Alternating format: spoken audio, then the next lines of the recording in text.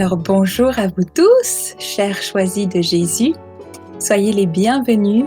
Je suis très heureuse de vous retrouver pour cette nouvelle rencontre en live en ce samedi 30 mai.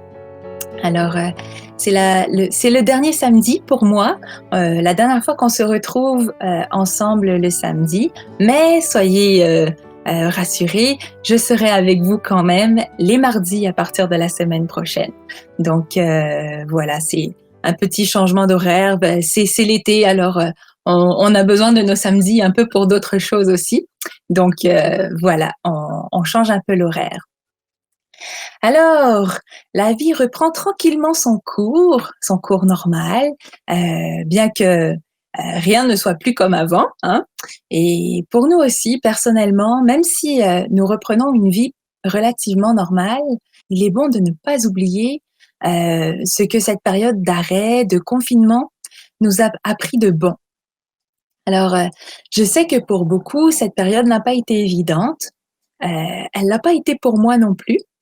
Mais je suis capable de dire que j'en ressors grandie, comme renouvelée, nouvelle, parce que j'ai enfin eu un peu de temps dans cette vie où tout semble aller tellement vite. J'ai enfin eu un peu de temps pour m'arrêter, pour prier, pour prendre conscience de ce que je devais ajuster dans ma vie personnelle, dans ma vie professionnelle, et aussi pour nourrir ma relation à Dieu. Alors, je me sens comme nouvelle malgré tout le stress des derniers mois et je vous souhaite que vous ayez pu cheminer vous aussi dans votre relation à Dieu de la même manière. Alors, je salue tous ceux qui se joignent à nous. Je suis contente que vous soyez là. On va passer quelques minutes ensemble.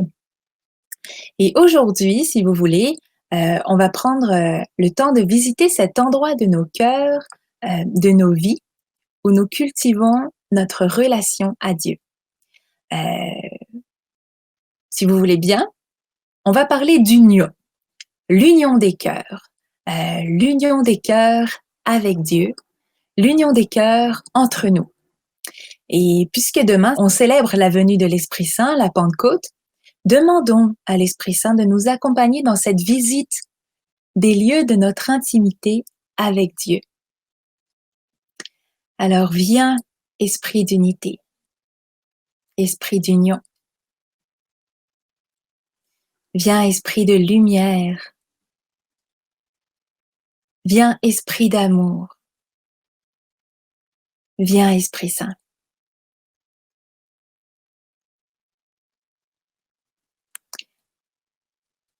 Donc, l'union des cœurs. Pourquoi? Vous me direz, en cette période de distanciation, c'est vraiment un défi de vivre l'unité, de vivre l'union des cœurs. On peut pas se rassembler en grand nombre, du moins au Québec, c'est pas encore le cas. L'ouverture des lieux de culte où on se rassemble habituellement, c'est pas pour aujourd'hui. On se sent peut-être plus seul aussi dans ces moments, plus seul dans ce qu'on vit, plus seul dans ce qu'on a à traverser de plus difficile. Et dans ces moments, justement, je vous le demande, l'union des cœurs, qu'est-ce que ça vous dit à vous? Hein? Qu'est-ce que ça vous dit? Dans ces moments plus difficiles où c'est pas évident de se retrouver dans l'union, dans l'unité, comment est-ce qu'on peut le vivre? Il y a Patricia de Ravel qui nous dit « Ce confinement m'a fait des cadeaux spirituels ». Je vois pas la suite, mais c'est vrai, oui, hein, moi aussi, vraiment. L'Esprit Saint et l'amour de Dieu m'ont comblé. Je suis d'accord avec vous, j'ai vécu les mêmes choses. Ça a été un moment extraordinaire pour moi aussi. Alors, qu'est-ce que ça nous dit l'union des cœurs? Moi, cette semaine, j'ai reçu un message dans la foi. Et en allant le lire dans le volume 1 de Pour le bonheur de Miam et choisi, je me suis trompée de message. Je sais pas si ça vous arrive à vous, mais moi, ça m'est arrivé. Donc, je me suis trompée de message et j'ai lu le message précédent, celui que j'ai reçu. Bien sûr, après, je suis allée lire le bon message dans la foi que j'ai reçu, mais l'Esprit Saint, je pense qu'il est pas mêlé.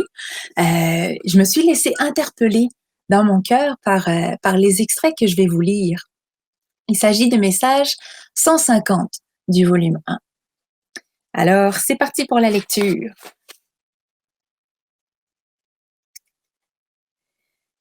Mon tout petit, comme je serais heureux si vous preniez conscience de l'importance de vos prières. Trop souvent, vous en limitez la portée à votre entourage immédiat ou à votre diocèse. Lorsque vous êtes dans une véritable dimension de la prière, c'est la terre entière et le purgatoire qui en bénéficient, c'est-à-dire les hommes, les femmes, les enfants, les êtres qui les habitent. Ce qui donne autant de puissance à la prière, c'est qu'en état de prière, vous êtes véritablement en communion de cœur et d'esprit avec les saints et les saintes du paradis, les anges et les priants et adorateurs de la terre. Ce qui produit beaucoup de fruits dans l'invisible et dans les cœurs, ce n'est pas la quantité de vos prières, mais l'engagement et le désir de tout votre être quand vous adorez, remerciez, offrez, pardonnez et demandez pardon à Dieu. L'union des cœurs a beaucoup d'importance. Il est donc plus important de vous unir à la prière des autres que de penser à la prière que vous allez formuler. S'il en est ainsi, vous y aurez souvent de courtes pauses entre chacune de vos prières. Je vous le redis, l'union de vos cœurs a un très grand pouvoir sur le cœur du Père, beaucoup plus que la quantité de petites prières formulées en vitesse. Par son amour, il fait de vous des êtres d'amour selon vos consentements et vos actes d'abandon. Vous êtes follement aimés de Dieu. Tendrement, je vous aime. Tendrement, je t'aime. Excusez pour la lecture un petit peu saccadée, mais vous inquiétez pas, on va reprendre tout ça. Quel enseignement, hein? Il y a plusieurs choses là-dedans qui sont importantes. On va prendre le temps d'aller regarder ensemble, si vous voulez bien. Le message nous dit, lorsque vous êtes dans une véritable dimension de la prière, c'est la terre entière et le purgatoire qui en bénéficient. Ce que j'en comprends, c'est qu'une véritable prière, elle ne peut pas être que pour moi-même. Quand je prie, j'englobe forcément le monde avec moi. Le message continue. Ce qui donne autant de puissance à la prière, c'est qu'en état de prière, vous êtes véritablement en communion des cœurs et d'esprit avec les saints et saintes du paradis, les saints anges et les priants et adorateurs de la terre. La communion de cœur et d'esprit, c'est donc un moyen de ne pas être seul. Si je parviens à entrer dans un véritable état de prière, je ne peux pas me sentir seule. Même si physiquement, il n'y a personne autour de moi, je suis entourée des saints, entourée des anges et d'une multitude de personnes. C'est ça que ça nous dit. Le message continue. Ce qui produit beaucoup de fruits dans l'invisible et dans les cœurs, ce n'est pas la quantité de vos prières, mais l'engagement et le désir de votre être quand vous adorez, remerciez, offrez, pardonnez, demandez pardon à Dieu. Tout un programme, ça? C'est tout un programme. Est-ce qu'on a envie que notre prière porte du fruit? C'est la question qu'il faut qu'on se pose. Si oui, pour cela, Jésus nous le dit, c'est pas la quantité qui compte, mais l'intention qu'on y met. Et dans le fond, est-ce qu'on prie avec tout notre cœur et ce qu'il contient au moment présent? Ou bien est-ce qu'on prie avec une quantité de mots qui sont bons, mais dont on oublie souvent de méditer le sens? Réfléchissons à ça. Le message continue. L'unité des cœurs a beaucoup d'importance. Il est donc plus important de vous unir à la prière des autres que de penser à la prière que vous allez formuler. Personnellement, je vous avoue que j'ai toujours trouvé ça difficile. J'ai toujours trouvé ça que c'était tout un exercice à faire, à vivre. C'est pas évident, en effet, d'être plus attentif à la prière de l'autre, d'écouter davantage la prière de l'autre que de penser à la sienne, parce qu'on veut faire de belles prières et c'est normal. Puis il y a aussi que, en cette période de distanciation, on peut avoir un peu de mal à comprendre cette dimension de l'union parce qu'on prie pas avec du monde en ce moment, on est plutôt tout seul, hein. Mais est-ce qu'on laisse un peu de place dans notre prière pour le silence, pour laisser entrer le monde dans notre prière, pour ne pas y être seul? Est-ce qu'on laisse un peu de place pour écouter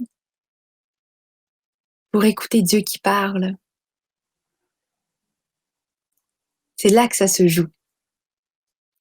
Et Jésus termine le message en nous disant, comme pour vraiment bien appuyer sur le clou, pour qu'on le retienne. Je vous le redis, je vous redis que l'union de vos cœurs a un très grand pouvoir sur le cœur du Père, beaucoup plus que la quantité de prières formulées en vitesse. L'union des cœurs, de nos cœurs, a un grand pouvoir sur le cœur du Père. Moi, il me suffit de savoir ça pour avoir le goût de cultiver cette union. Qu'importe le lieu, qu'importe le moment, qu'importe si je suis seule ou si je suis accompagnée, j'ai le goût de cultiver cette union parce qu'elle a un grand pouvoir sur le cœur du Père. Merci Chantal de nous confirmer que quand on prie, on n'est jamais seul, en effet, hein. L'union des cœurs, elle passe bien sûr par la prière, puisque la prière est un moyen d'entrer en relation avec Dieu. Mais comme Jésus nous le dit, il ne s'agit pas d'une prière où on répète des quantités de mots en vitesse, même si les mots sont bons, hein. J'insiste là-dessus, il existe de très belles prières qu'on peut apprendre et réciter. Mais pour y vivre vraiment l'union des cœurs, il faut que ce soit un moment de rencontre avec Dieu et avec nos frères et sœurs en humanité. Et ça peut se vivre à tout moment, parfois dans le silence et parfois avec quelques mots, quand on prend le temps de les peser et de les méditer. Vous savez, il y a 1001 manières de prier. J'ai la mienne, c'est peut-être pas la meilleure, mais c'est celle qui me convient. À chacun de trouver celle qui lui convient le mieux. Mais une chose est sûre, dans toutes ces manières de prier, l'écoute est nécessaire. L'écoute de ce qui se passe autour de nous, l'écoute de Dieu qui parle, l'écoute de la joie ou de la tristesse de ceux qui prient avec nous. Parce que c'est en présence, que ce soit par la présence ou que ce soit par l'union des cœurs qui nous ouvre au monde, quand on écoute, on devient attentif à la présence de Dieu. Alors, je résume pour ceux qui nous rejoignent. D'ailleurs, merci de nous rejoindre. Je suis contente d'être avec vous pour une dernière fois les samedis, mais on se retrouve quand même tous les mardis à partir de mardi prochain. Donc voilà. Je résume pour ceux qui nous rejoignent. On parle de l'union des cœurs. L'union des cœurs qui permet une ouverture au monde parce qu'elle nous décentre de nous-mêmes pour nous permettre de communier à la prière de l'autre. L'union des cœurs nous garde en communion avec le ciel aussi, avec les saints, avec les anges, avec tous ceux qui prient. Elle nous garde en communion les uns avec les autres. L'union des cœurs, elle passe par une prière sincère, dont la qualité ne se mesure pas à la quantité. Elle passe davantage par l'écoute et la communion à la prière de l'autre que par de belles formules savantes, mûrement réfléchies. Même si il y a de très belles formules, je le rappelle, hein. L'important, c'est l'intention qu'on y met. Et l'union des cœurs, elle a besoin de silence aussi. Je ne sais pas si vous allez être d'accord avec moi, mais l'union des cœurs, c'est à la fois, pour moi, mystérieux et merveilleux.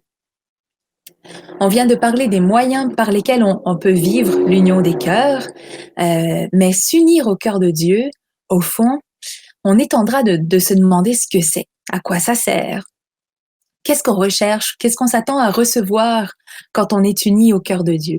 On peut se poser cette question-là parce que c'est pas une évidence pour tout le monde, hein, de vivre une relation d'une grande proximité avec Dieu. Euh, pour beaucoup, on peut avoir la foi, être pratiquant, tout en gardant nos distances avec Dieu. C'est Dieu, moi j'ai ma vie, on marche ensemble, mais pas trop collés, hein, une distanciation sociale. Mais Dieu, il veut plus pour nous. Il veut plus de bonheur, plus de joie, plus de bonté, plus de miséricorde. Et pour ça, il nous fait goûter à son cœur et il unit notre cœur au sien.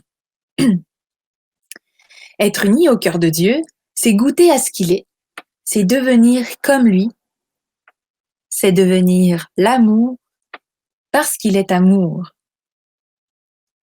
Être uni au cœur de Dieu, c'est se réjouir avec lui, comme lui, des merveilles de la création. C'est tressaillir de bonheur, comme lui, devant la beauté du cœur humain. C'est aussi compatir et communier à la souffrance de ceux qui souffrent. C'est pardonner inconditionnellement, à cause d'un amour plus fort que tout. Prenons un exemple d'union, un bel exemple d'union. Un mariage, par exemple. Quand on choisit librement d'épouser quelqu'un, d'épouser une personne, c'est parce que nos deux cœurs sont tellement unis qu'ils nous semblent vivre les mêmes joies, communier aux mêmes souffrances et s'aimer tellement qu'on peut tous pardonner. Hein? C'est une union qui se cultive, une union qui se cultive par mille délicatesses, mais aussi par l'écoute, la communication, la prière. Je sais que c'est pas toujours chose facile dans un couple, on n'est pas toujours sur la même longueur d'onde, hein? Mais le mariage, comme l'union à Dieu, c'est comme une plante. Si on veut qu'elle dure, si on veut qu'elle s'épanouisse, il faut en prendre soin. Je vous partage ce témoignage que j'ai trouvé très beau, très ajusté à ce qu'on se dit, à ce qu'on se partage aujourd'hui. C'est une dame qui nous parle du mariage, qui nous parle de ce qu'elle a vécu. Alors, je vous lis. Hier, je vous ai confié un problème de couple et dans votre réponse, j'ai été interpellée par le mot pardon. Ce matin, j'ai assisté à la messe et à la prière du rosaire. J'ai ressenti très fortement le besoin du sacrement de la réconciliation. Après avoir invoqué Marie pour lui demander de passer devant moi et de toucher le cœur du prêtre, le mien et celui de mon mari. Le prêtre avait 5 minutes à m'accorder et cela a été bien suffisant pour déposer dans le cœur de Jésus le poids que je portais. J'ai senti un doux effluve couler sur mon cœur. Jésus est vainqueur. En rentrant à la maison, j'ai demandé pardon de tout mon cœur à mon mari. Cela n'était jamais arrivé ainsi. Le pardon et la miséricorde de Dieu sont venus sur nous. Mon mari a accepté mon pardon et m'a demandé pardon à son tour. Mes larmes ont coulé. Bien des obstacles sont tombés. Et la paix est enfin là. Gloire à Dieu et merci à vous pour vos prières. Les grâces du sacrement du mariage sont puissantes. Je n'oublierai plus de prendre appui sur ce sacrement dans mon couple et pour d'autres amis en difficulté. Oui, je suis toute petite et parce que l'amour nous aime, nous devenons l'amour. C'est magnifique. Le pardon dans un couple. Le pardon qui nous permet de cultiver le sacrement du mariage. Prendre soin de l'union des cœurs dans le mariage, par le pardon entre autres, puiser dans les grâces de ce sacrement, la force de faire un pas de plus ensemble, pour moi c'est une très belle image de l'union avec Dieu. Dieu fait alliance avec nous, avec chacun de nous, comme dans un mariage. Et par cette alliance, par cette union, il nous invite à devenir comme lui, à devenir l'amour. Alors prenons le temps, si vous voulez. Avant, je vais aller voir les commentaires. Merci beaucoup, c'est très important votre partage sur la prière. C'est important la prière, hein.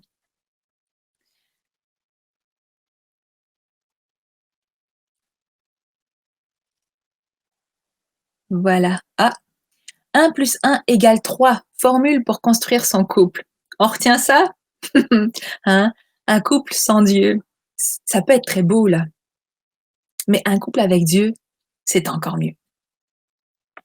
Alors, si vous voulez, on va prendre le temps ensemble de descendre dans nos cœurs et de bénir le Seigneur pour son amour inconditionnel. Prenons le temps, hein, de visiter ce lieu de nos cœurs où nous sommes unis à lui. Prenons le temps de lui dire « Je t'aime, Seigneur », de lui demander pardon et d'accueillir son pardon. Puisons dans la grâce de cette union à son cœur pour devenir l'amour comme lui est l'amour. Descendons dans nos cœurs. Vous avez l'habitude, hein, j'aime bien faire une petite chanson avant de terminer.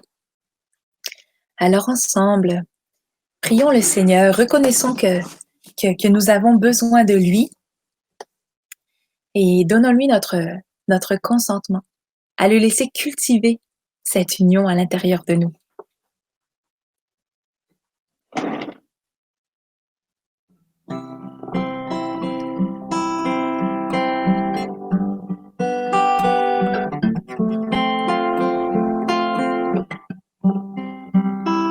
Seigneur, nous sommes petits et faibles, mais tu nous invites quand même à nous unir à toi, à entrer dans ton alliance.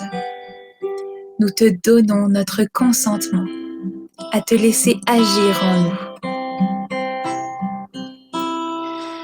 Nous avons fait un bon bout de chemin, toi et moi.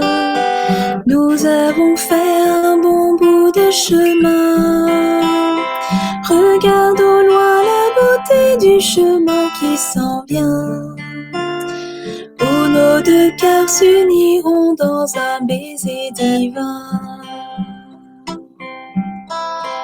Nous avons fait un bon bout de chemin, toi et moi. Nous avons fait un bon bout de chemin. Regarde au loin la beauté du chemin qui s'en vient. Où nos deux cœurs s'uniront dans un baiser divin. Jésus nous dit, si tu savais comment mon cœur est brûlant d'amour pour toi, ne perds plus de temps à t'évaluer, ne perds plus de temps à te regarder.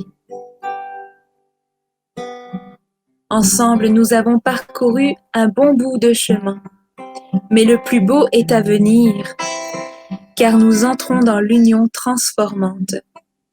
Toi en moi en toi, et nous ne ferons qu'un. Viens te jeter dans mes bras. Ouvre encore plus ton cœur pour accueillir mon amour. Je t'aime tel que tu es. Ensemble. Nous avons fait un bon bout de chemin, toi et moi. Nous avons fait un bon bout de chemin. Regarde au loin la beauté du chemin qui s'en vient. Où nos deux cœurs s'uniront dans un baiser divin. Nous avons fait un bon bout de chemin, toi et moi.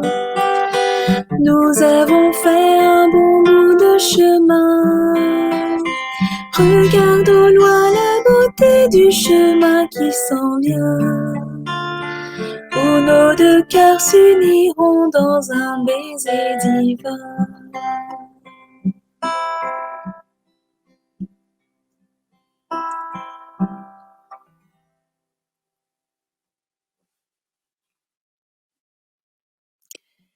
Ça passe vite, hein, 30 minutes. Chers amis, bonne route vers l'union des cœurs, vers l'union au cœur de Dieu. Regardons devant, hein, sur son chemin. Regarde au loin la beauté du chemin qui s'en vient, c'est ce que dit la chanson. Là où nos cœurs s'uniront dans un baiser divin. Alors, je vous remercie d'avoir été avec nous encore une fois pour cette rencontre quotidienne. c'était la dernière fois, je leur ai dit, que j'étais avec vous le samedi. Donc, c'était le dernier Facebook Live pour les samedis. Dès la semaine prochaine, je vous retrouve les mardis. Donc, je ne vous abandonne pas, vous inquiétez pas. Ça va être une joie pour moi de vous retrouver les mardis à la même heure, même poste, sur les mêmes ondes. Donc, voilà. Prenez soin de vous et de l'amour qui est à l'intérieur de vous. Bonne fête de la Pentecôte demain. N'ayons pas peur de demander l'aide de l'Esprit Saint dans notre quotidien parce qu'il est là et il nous accompagne. Demeurons unis par le cœur, par la prière. Merci pour tous vos commentaires. Je vais aller voir ça. Donc voilà, je vous dis à bientôt, à très vite en fait, à mardi.